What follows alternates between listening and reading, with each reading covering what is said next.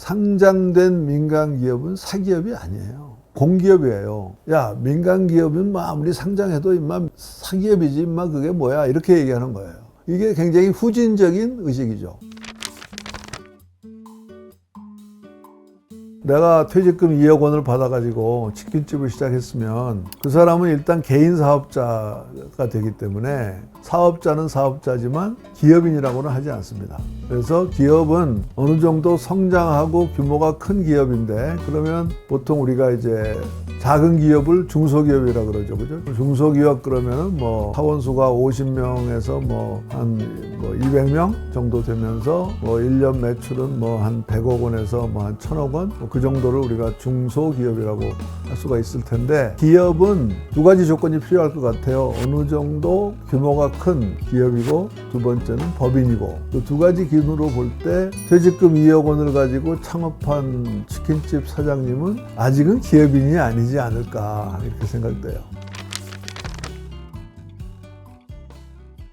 기업의 오너는 기업의 주인이 오너인데 일반적으로 말하는 오너는 대주주죠. 그러면 누가 대주주냐? 물론 지분을 가장 많이 갖고 있는 사람이 대주주고 특히 어떤 한 기업에 주식이 가장 많은 사람은 우리가 지배주주라고 그러거든요.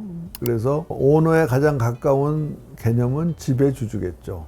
그렇죠? 처음에 내가 이제 자본금 2억 원을 가지고 치킨집을 시작을 했어요. 그런데 내가 기가 막히게 맛있는 닭튀김을 만들어 가지고 가게가 하나가 아니고 2개, 3개, 5개, 10개가 됐어요. 그러면 이제 10개가 되면은 10개의 점장이 있어야 되고 또 각 점에 직원이 또 한 서너 명씩 있어야 되면 금방 한 50명이 되겠죠. 그렇죠? 그러면은 아마 매출이 이제 수십억이 되겠죠. 이제 그렇게 되면은 그때는 아마도 세금 때문이라도 법인으로 만들어야 될 거예요. 그래서 내가 이제 우리 치킨집을 주식회사로 바꿨어요. 그러나 아직도 나는 100% 주식을 갖고 있어요. 그러면 당연히 대주주 또는 혼자 주인이죠. 그러다가 더 키우려고 그래요, 기업을. 그러려면 자본을 더 동원해야 되기 때문에 내 개인이나 또는 우리 가족 자본만 가지고는 안 되겠다. 그래서 외부에서 자본을 들여야 되는데 거기에는 두 가지 방법이 있겠죠. 하나는 차입을 하는 방법이 있겠죠. 은행에 가서 돈을 꿔서 오케이 내 돈이 20억이 있고 은행에서 10억을 꿔서 30억을 가지고 사업을 할 수도 있겠죠. 그래서 이제 은행에서 차입이 있는 한은 그래도 주식은 여전히 100% 내 소유겠죠. 그러다가 이제 더 성장을 해서 치킨집만 하는 게 아니고 아예 닭을 대규모로 키우는 양계장을 만들겠다. 그러면은 자본이 수십억이 아니고 수백억 원이 필요하게 되면 그때는 은행에서도 돈을 안 꿔주겠죠. 그렇게 되면은 이제 자본시장에 나가서 주식시장에 나가서 주식을 팔게 됩니다. 그걸 우리가 기업 공개라고 그래요. 기업 공개를 하고 일반 투자자들한테 주식을 팔는 것을 우리가 상장이라고 하죠. 상장. 그래서 어떻게 보면 기업의 가장 큰 변화는 지금 2단계죠. 하나는 아주 조그만 1인 사업자 기업에서 법인 중소기업이 되고 그 다음에 중소기업이 상장을 해서 상장기업이 되는 거. 그게 어떻게 보면 기업의 2단계 점프라고 볼 수가 있겠죠. 그런 의미에서 상장기업이 되는데 상장기업이 돼도 우리가 가진 주식 100% 중에서 60%만 주식시장에 팔고 40%는 내가 계속 가지고 있으면은 나는 여전히 대주주고요. 대주주로서 내가 계속해서 경영을 하게 되면 나는 오너 경영자가 되겠죠. 오너 경영자. 그래서 이제 우리나라에서 보통 말하는 오너라는 것은 오너 경영자이면서 많은 경우에 지배주주인 경우. 다시 말하면 지배주주인 오너 경영자. 이게 우리나라에서 보통 말하는 중소기업이나 중견기업의 주인이 되겠습니다. 포항제철이나 KT가 좋은 얘기겠죠. 한국전력은 지금도 국유기업이고요. 그래서 포항제철과 KT는 모두 현재는 정부가 주식이 한 주도 없는 민간 기업이지만 오너가 없죠. 어떻게 보면 주인 없는 기업이죠. 주인 없는 기업이 두 가지가 있는데 지금 우리가 예를 든 포스코나 KT는 원래 정부가 만든 회사입니다. 소위 국유 기업이었습니다. 그래서 처음에 포항제철이나 KT는 모두 정부가 100% 소유하고 있다가 이제 상장해서 어떻게 보면 정부가 반을 갖고 민간이 반을 갖는 그런 기업으로 있다가 나중에는 정부가 지분을 모두 팔아서 100% 민간 기업이 됐지만 대주주가 없는 그런 경우고, 처음에 민간 기업으로 시작했지만은 주식이 아주 광범위하게 분산돼서 주인이 없는 기업도 있어요. 우리나라에서 이제 주인 없는 기업으로 가장 유명한 기업은 유한양행이죠. 그 유한양행은 1969년에 창업자인 유일한 선생이 자기가 가진 지분을 전부 재단에 기부하거나 대학에 기부한 다음에 물러났습니다. 물러나고 나서는 자기 가족들도 경영에 참여하지 않았습니다. 1971년에 이제 돌아가셨는데, 1969년부터 그 이후에 유한양행은 대주주 오너가 없는 민간 기업입니다. 물론 상장 기업이죠. 그런 점에서 주인 없는 상장 기업은 우리나라의 경우를 보면 두 가지 형태가 있는 거죠. 하나는 원래 국유기업에서 정부가 만들어서 시작했다가 정부가 지분을 다 판 경우가 있고, 또 하나는 민간 기업으로 창업가에 의해서 시작되었지만 그 창업가나 가족 후손이 더 이상 경영에 참여하지 않고 주식을 광범위하게 분산되어 있는 경우, 그게 두 번째 경우에 해당하겠죠. 우리가 지금까지 말한 주주를 기업의 주인으로 보는 시각은 주주 자본주의적인 시각이고요. 아니야, 주주만이 리스크 캐피탈을 된 게 아니고 임직원도 리스크 캐피탈을 됐어. 아니, 조금 더 생각해 보면 우리한테 납품하는 회사도 우리한테 납품하기 위해서 어떤 기계를 만들었는데 그 기계에서 나온 제품이 우리한테는 도움이 되지만 딴 데 갈 데가 없어. 그러면 그 사람도 리스크를 진 거죠. 그렇죠? 말하자면 돈을 투자했다가 다 날릴 수도 있는 돈을 우리는 리스크 캐피탈이라고 부를 수가 있어요. 리스크 캐피탈. 빵이 될 수 있는 돈이죠. 0이 될 수 있는 돈. 기업을 통해서 리스크를 건 그런 사람이 주주만이 아니고 다른 이해관계자도 있잖아. 그렇게 보는 관점이 소위 이해관계자 자본주의예요. 그래서 이게 굉장히 근본적인 중요한 차이입니다. 기업을 볼 때 이건 주주 거냐 아니면 주주 플러스 다른 이해관계자 거냐. 그래서 앞에 거를 우리가 주주 자본주의라고 그러고 뒤에 거를 우리가 이해관계자 자본주의라고 그러는 거거든요. 근데 그 중에서도 이해관계자 중에서도 가장 중요한 게 임직원입니다. 그리고 실제로 요즘의 기업이라는 것은 지식 기반의 그런 기업이고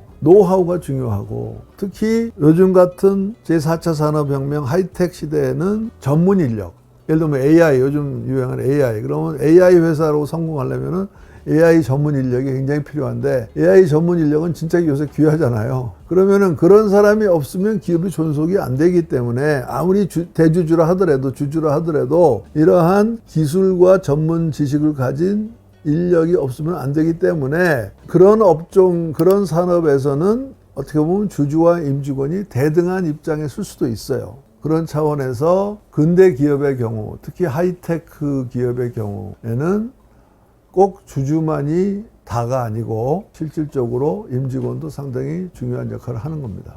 자, 여기서 조금 더 나가서 아까 우리가 이해관계자 자본주의 얘기를 했는데 이제 그것이 가장 아주 구체적으로 법제화되어 있는 나라가 독일이죠. 독일의 경우는 종업원이 2,000명 이상인 대규모 기업의 경우에는 기업의 의사결정을 하는 최고의 의사결정 기구가 감독이사회라는 게 있습니다. 그래서 감독이사회의 경우는 법으로 이사회 멤버의 반은 주주가 선출하고 나머지 반은 임직원이 선출합니다. 그것은 꼭 노조가 아니어도, 노조가 없어도 예를 들면 임직원이 10,000명인 기업이라면은 그 중에서 10명을 뽑는다면 1,000명씩 투표를 해가지고 또는 추천을 받아서 뽑게 됩니다. 그래서 독일이라는 나라는 어떻게 보면 주주와 임직원을 대등하게 대우하는 이해관계자 자본주의를 법제화한 나라다, 이렇게 볼 수가 있고, 그러한 독일의 이중이사회 제도는 2차 세계대전 후에 생긴 겁니다. 노동운동이 아주 심해지면서 독일 사람들이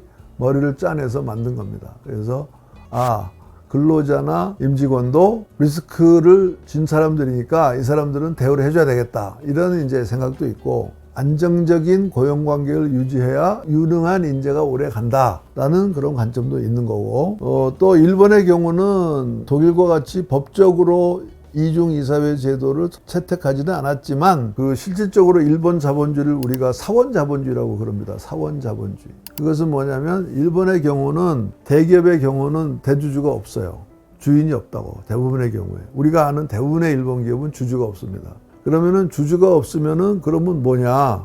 사원이 주주다 이거예요. 그래서 일본의 경우에는 사원 중심의 경영을 한다는 점에서 또 다른 형태의 자본주의 형태라고도 볼 수가 있지만, 넓게 보면 일본의 사원 자본주의도 큰 범주로 보면 이해관계자 자본주의 일종이라고 볼 수가 있겠죠. 한국은 세 번째 유행인데요. 그건 이제 가족 자본주의인데, 일본의 대기업은 거의 대주주가 없다고 그랬죠. 반면에 한국의 대기업은 5대 그룹, 삼성, 현대, LG, SK, 롯데인가요? 보면은 다 대주주가 있죠. 보통 주인이 있다고 생각하죠. 어떤 거는 이시네가 대주주고, 어떤 거는 정시네가 대주주고, 어떤 거는 구시네가 대주주고, 이렇게 돼 있잖아요. 그러면은 이런 식으로 상장 대기업이 되어 있음에도 불구하고 창업자 가족이 계속해서 경영을 하는 경우, 이런 경우는 좀 또 다르기 때문에 이거는 우리가 가족 자본주의라고 부를 수가 있고요. 기업이 성장하고 상장하면 주인이 많아진다.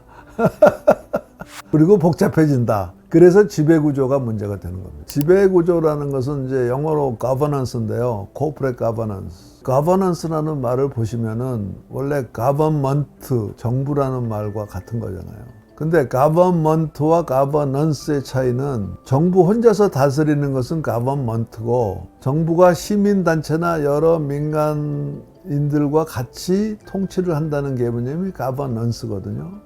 그래서 기업 지배구조만 얘기하는 게 아니고 국가의 지배구조도 얘기하는 거거든요. 그래서 이제 국가 얘기는 그 정도 하고요. 기업의 지배구조로 얘기할 때는 무슨 뜻이냐면은, 기업의 주인이 누구냐라는 뜻인데, 그게 기업의 주인이 누구냐 하는 것은 누가 권력을 갖고 있느냐 하는 것을 말하는 겁니다. 그래서 기업의 지배구조란 누가 권력을 행사하느냐를 말하는 거죠. 그렇죠? 그럼 권력이 뭐냐? 기업의 경우에 권력은 두 가지입니다. 하나는 인사권, 또 하나는 자원 배분권, 또는 현금 배분권, 돈을 어떻게 투자하고 어떻게 나누느냐. 그런 차원에서 기업의 지배구조는 바로 아까 우리가 말한 주주자본주의냐 이해관계자 자본주의에 따라서 다른 거죠.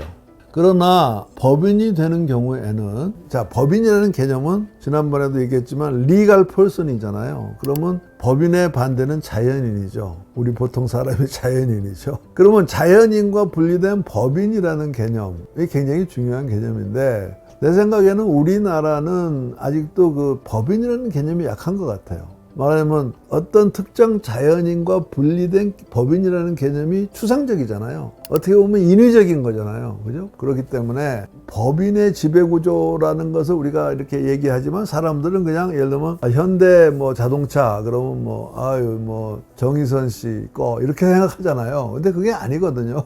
현대 자동차가 정의선 씨가 대주주이고 회장인 것은 사실이겠지만은 정의선 씨 거는 아니거든.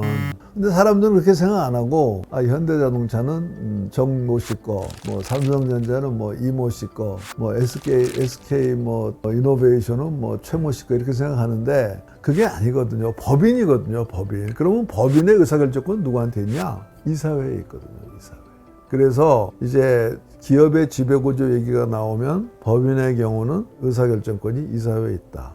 그래서 이사회가 제대로 작동되느냐 안 되느냐 하는 것이 가장 중요하다. 근데 우리나라의 경우는 이사회가 유명무실하고 실제로는 개인이 다 좌지우지하는 경우가 많거든요. 이제 그런 것들이 우리 어떤 제도가, 법적인 제도가 들어와서 시행이 되는 게 그 나라의 문화적인 풍토에 따라서 달라지는 거죠. 이제 우리나라의 경우에는 IMF 위기를 거치면서 이사회 중심의 경영을 하도록 법적으로는 그렇게 되어 있지만은, 실제로는 아직도 이사회보다도 그 대주주의 의사결정과 힘이 많이 작용한다고 볼 수가 있겠죠.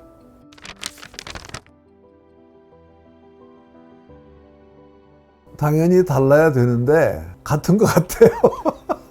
내가 2억 원을 투자해서 치킨집의 개인 사업자가 된 사람은 당연히 그 사업이 자기 거라고 생각해야 되겠지만, 상장이 되어 있고 종업원이 10,000명이 넘고 매출액이 몇 조 원에 달하고, 그리고 경제에서 중요한 역할을 차지하는 그러한 상장 기업의 대주주나 전문 경영자는 당연히 사회 적인 의식을 가지고 있어야 된다고 생각해요. 왜냐하면 꼭 사회공헌을 하라는 뜻은 아니고 그 정도의 큰 기업이 되면은 그때는 그것은 사실은 이해관계자 자본주의가 맞거든요. 따라서 그 기업은 대주주 한 사람의 또는 한 가족의 기업이 아니라고요. 그런데 우리는 아직도 굉장히 강한 민간기업은 그냥 사기업이지, 사기업은 주주 거지, 주인 거지, 그런 의식들이 아직도 많이 퍼져 있다고 생각하고, 그것은 꼭 그 대주주나 오너만이 그런 게 아니고 일반 국민도 그래요. 일반 국민도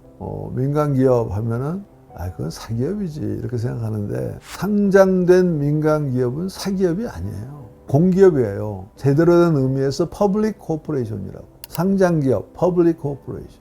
그러면 우리나라에서 공기업이라고 하는 기업은 뭐냐? 영어로는 스테이트 온 엔터프라이즈예요. 국유기업. 그럼 우리나라는 공기업이라는 말이 국유기업을 가리키잖아요.